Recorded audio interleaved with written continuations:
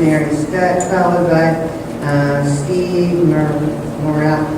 I'm sorry. Hello. Good evening. Thank you for coming to Enfield. Sure. I just wanted to speak to you about, with regards to education. In our town, we have a lot of stuff coming down from the state, basically unfunded mandates, such as SBAC testing, SEED, which is a teacher evaluation system, as well as Common Core. And the thing is in our town is we can't afford to raise our taxes all the time in order to fund these initiatives. Even though they're great, and in some ways they want to improve education, the biggest problem we're having is how do we pay for it? And why are we being told to do this stuff without getting any funding from the state, and that we're able to implement it? I mean, we're not a town that is, affluent. We are a working class town. And I think the biggest concern I have, and I think a lot of residents have, is we just can't take any more tax increases here to fund education. And we're trying to get some relief from the state, and the state is saying no to us. So my question to you is, what do you want to do to help the towns, especially like ours, who just really can't afford to implement all these things? Sure. Well, we want to work with you.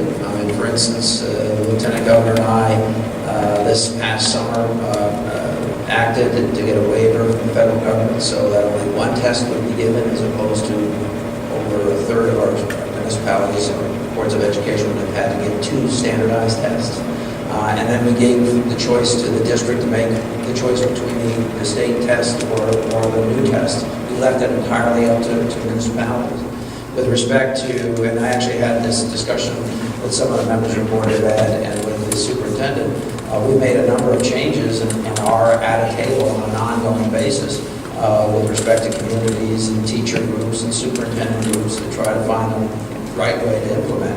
And a number of changes just in the last few months have been made that might have positive cost impacts with respect to what the superintendent informed me was his concern about how many additional administrators might be required. Ultimately, with respect to how dollars are spent, that's up to you. Although we spend about, we'll send here almost $29 million from the state to support education in Enfield in the fiscal year that begins on July 1. So you'll get $28,973 $28,973,638 to support educational expenditures in town. And what I will point out to you is those numbers have been increasing while I've been governor, not decreasing while I've been governor. Some communities have benefited greater amounts, some based on populations and that sort of thing haven't gotten as large an increase, but we're trying to concentrate dollars on school systems to make sure that we're doing what we need to do.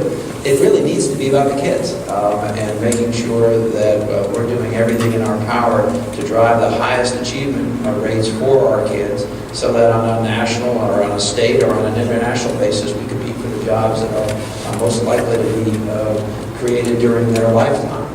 And so I agree with you, it's finding the right balance. And so we'll continue to have those discussions with your superintendent. Actually gave me earlier a document that I promised him I would read, dated March 26th. And so we'll continue the dialogue. But change is also hard, and it's very frequently necessary. I've watched during my lifetime America go from the very top on an international basis to something substantially less than top, in many things in 16th place. That's not good for who we are and what we are as a competitive nation. So collectively, we've got to figure this thing out. We've got to find a way to do a better job in educating all of our children. And yes, in working with local governments on that very issue. But at almost $29 million, it's not like we're not sending anything to Enfield. And I have done my utmost to protect that amount of money and to enlarge it over the last 4 years. Okay? Thank you. Thank you.